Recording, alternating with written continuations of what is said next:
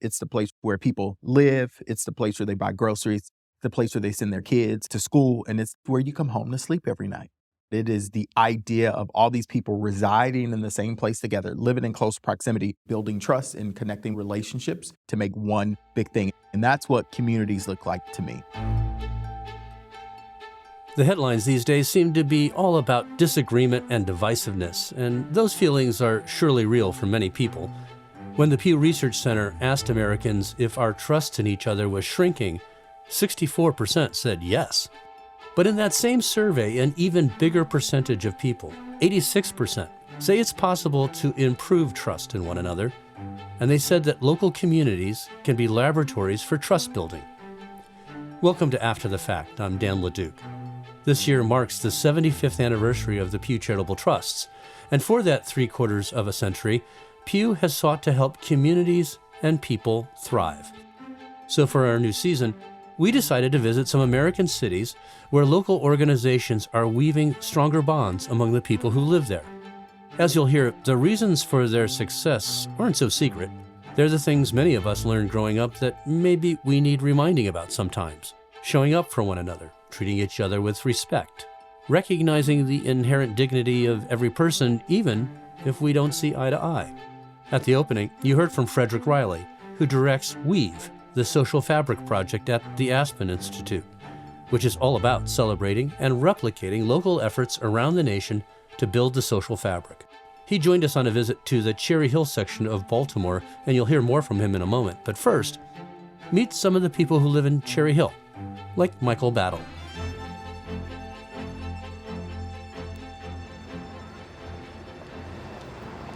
Cherry Hill is a small, tight-knit community. We located in South Baltimore. You have to come over the bridge, so we're separated by bodies of water. People refer to Cherry Hill out on the island. Founded as a neighborhood for Black veterans, Cherry Hill evolved over time and has been known as a tough place. Urban ills like crime and drugs took root. But they don't define Cherry Hill. Here's Michael's wife, Danny. You can only be uncomfortable in Cherry Hill with us for about a minute. And then I'm going to work you. We're going to laugh with you. We're going to eat some good food. And you're going to all of a sudden fall in love with somebody real quick in this community. You could go to bed at night and you could leave the doors in your house open. Mama Cleo has lived in the neighborhood for over 70 years. There's always been a community that cared about one another. If you did something and your neighbor saw that it was not something that your parents taught you to do, they would chastise you, and you go home, you get chastised again. Everybody looked out for each other. We learned about Cherry Hill and Michael and Danny Battle through the Aspen Weave project. Before we join them for a longer conversation, Frederick Riley tells us about the state of community in America today. When Weave was founded in 2018, New York Times author David Brooks came to the Institute and said, frankly, I'm writing about a lot of doom and gloom, and I'd like to do something about it. Everything I'm writing about has to do with loneliness, suicide, the real polarization of our communities all around the country. The project hopes to weave and restore the country's tattered social fabric.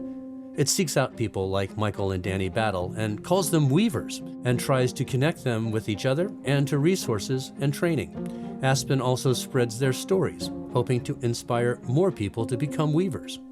What we find weavers are doing all around the country is they are knitting together their particular community. Where we are right now, our country has been in this place before. We were here after World War II when small groups like the YMCA taught English to new Americans, and the Red Cross helped soldiers coming home and families navigating the grief journey. And then between 1960 and 1970, where the birth of the nonprofit industry, those at the time were really small community groups that were helping to navigate some really tough issues. I believe that the group to help us navigate this time are people who live in communities, who are working in communities.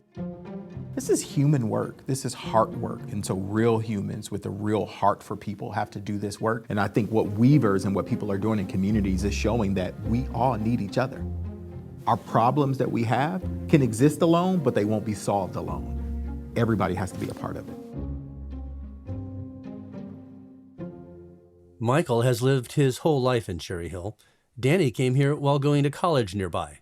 They met and married and founded Restoring Inner City Hope, RICH for short, a nonprofit based in an old school that offers community programs, after-school activities, work and employment advice. They're even renovating a storefront to open a juice bar and a plant-based food restaurant that'll be staffed by Cherry Hill's young people, with profits going to the kids' college funds. We are actually right here in the Cherry Hill Town Center. This is the heartbeat of Cherry Hill. This is a small community, so all the stores, all the shopping happens right here. If you need any information, we spoke in a big open room in the shopping center with light flooding in through the tall, clear windows. Just a few days earlier, they had a fundraiser in this space that brought in $75,000. We are at a time when people are very siloed. I go home, I don't know my neighbor's name. The idea was bringing people together with a common understanding that this city needed more love. You decided you wanted to do something.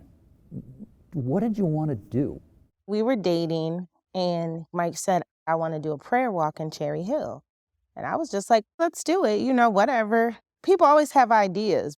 And then the next week he was like, so I got all these hot dogs and we're going to have a march. I said, oh, we're really going to do a prayer walk. We quickly learned in dating that he was an ideas person, and I was very much the number two person that's no, we're not doing it like that. We need to do it like this. Let's make it feasible and let's build it. And within a couple months, we put on a prayer walk, and there was 32 people there at the first one. It was just a mile long.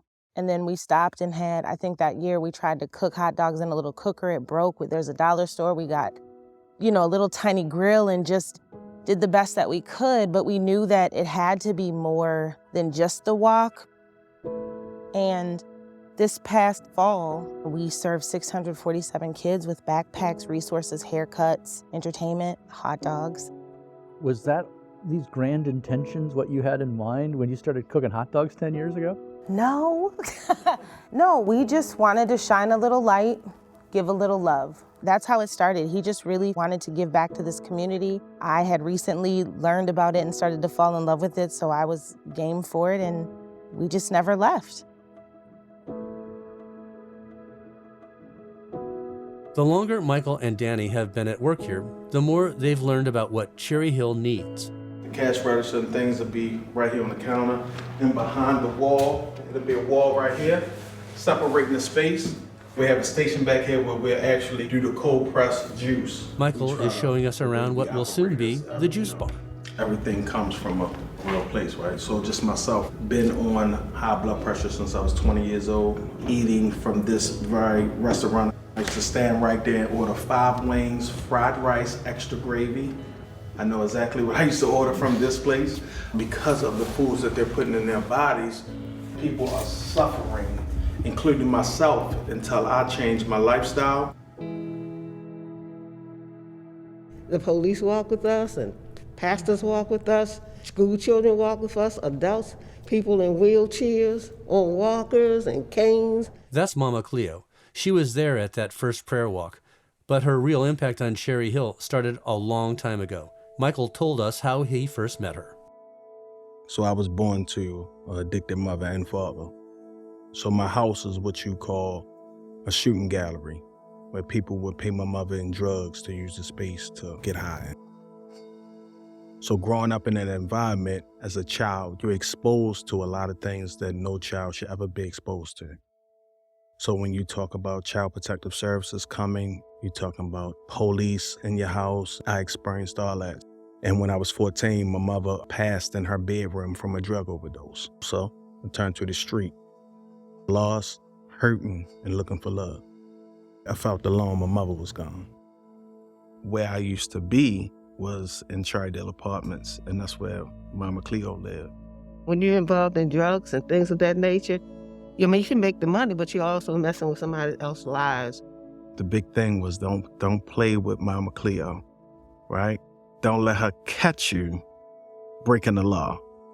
So we used to sit actually on her apartment building steps, breaking the law, right?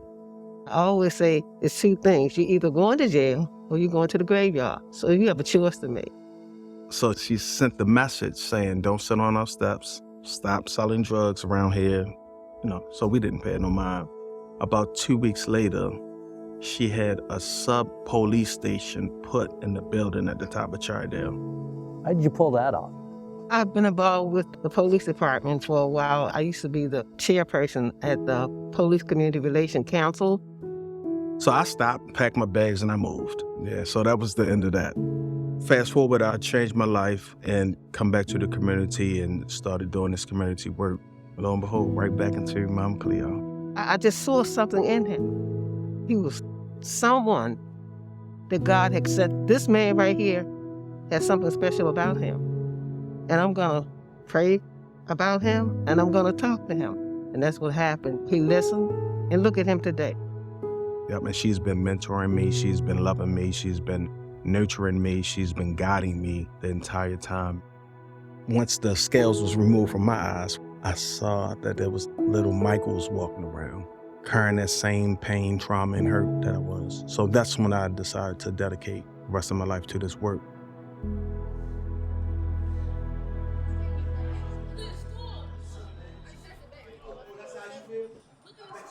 We stuck around for Rich's after-school program. Kids were playing video games and board games, eating snacks, and, importantly, doing their homework. One of the first students in the program is now a mentor. His name is Kevin. It was pretty fun. We just hanged out, just talked, and that was nice. My family was going through some things, so I wasn't feeling the best myself. But the risk program made me feel better. I had another family I can build with. When I was younger, I used to be a shy guy, and we have this teacher, Big Fred. So he would help us get out of our shell. He's an actor, he's a comedian, so he helped us with a lot of good stuff. So I'm more outgoing and talkative now. I can talk to a group of people, public speaking. I couldn't do that before. The program helped me build my confidence back up with my family, and now I'm more open about my feelings. I can talk with pride. City Hall is noticing. Here's City Council member Felicia Porter. I have literally seen children change in a matter of months from their program. So having conflict mediation, coping mechanisms that have been instilled within them from Restoring Inner City Hope and what Danny and Michael are doing. For all the attention Danny and Michael are receiving for Rich, they didn't start out with a grand plan. We had no idea what we were doing. We didn't want to be a nonprofit. That wasn't our goal. We just wanted to do a little prayer walk once a year and love on people and be done with it. But there was such a need. And after, I think, 3 years, there was so much trust built that people wanted us to do more. And so we did more. When we finished our first prayer walk, we were downloading it. And Mike said, next year, what are we going to do? And I was like, I don't know what we're going to do, but we just have to do it. So we just listened. And that was always our thing. We show up, we listen. We listened to the principal at the school who said, we really need a boys program for middle school age boys. And my husband wasn't in education, so I was like, there's a reason. There's a reason middle school age boys don't have a program. But jokes aside, so we said, okay. And I was like, I'm still working. You're gonna have to run this program with these little boys. I'll come when I can. But we just listened. I remember we were in the grocery store and a woman came up to us. She was like, hey, I need to get a job. How come we don't have a place for jobs? And I was like, oh no, now we're gonna have a workforce development. I can feel it. And then we did. And the way that we thought it should be structured didn't totally work. So then instead we just said, well, okay, let's restructure it. Let's find a way, because the typical way wasn't working for this community. So we invited some of our people who have job openings to come during our Thanksgiving giveaway. And so then that allowed people to get a turkey, have fun, we're laughing, dancing, just having a good time. And then as you finish, hey, here's some tables if you're interested. But at the same time, those people are smiling, they're involved, they're all in. And so that allowed us to get over 60 people signed up to go to this job fair, because we took a divide away and we realized we're good at that. But all of that just came after 10 years of just wanting to love on this community however they needed it. Councilmember Porter says Danny and Michael Battle understand what the community in Cherry Hill needs and that they know how to bring people together.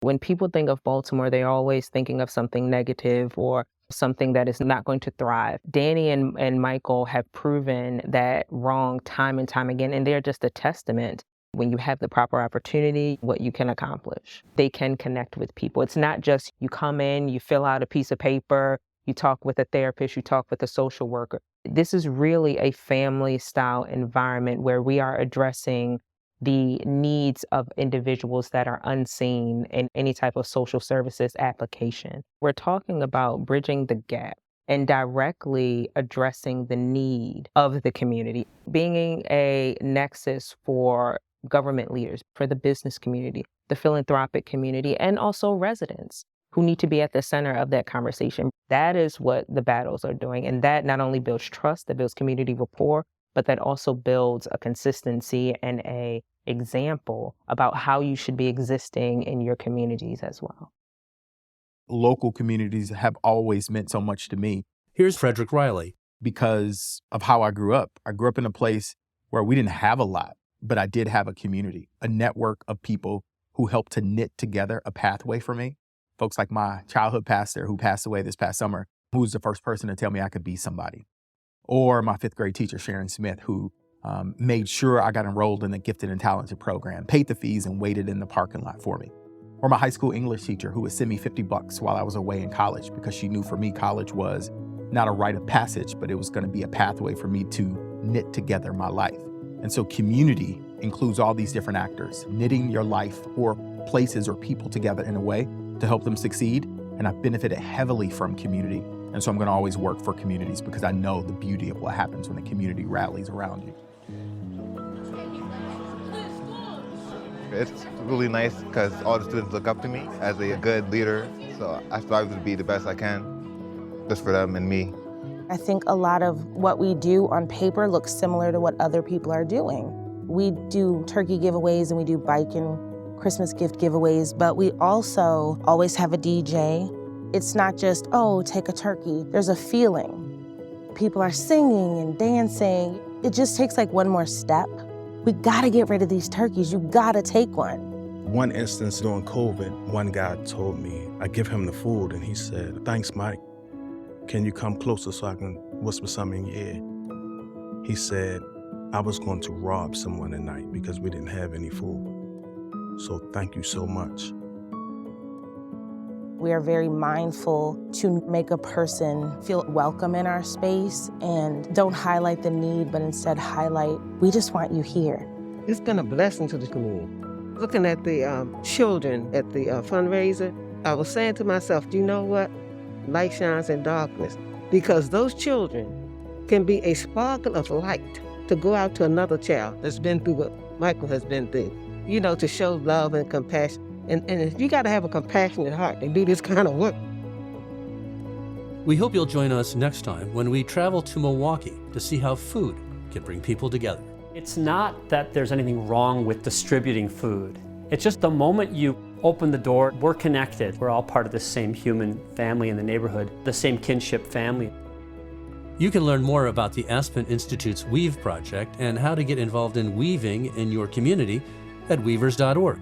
And to listen to other episodes of this podcast or find out more about what you heard today, visit pewtrust.org/afterthefact.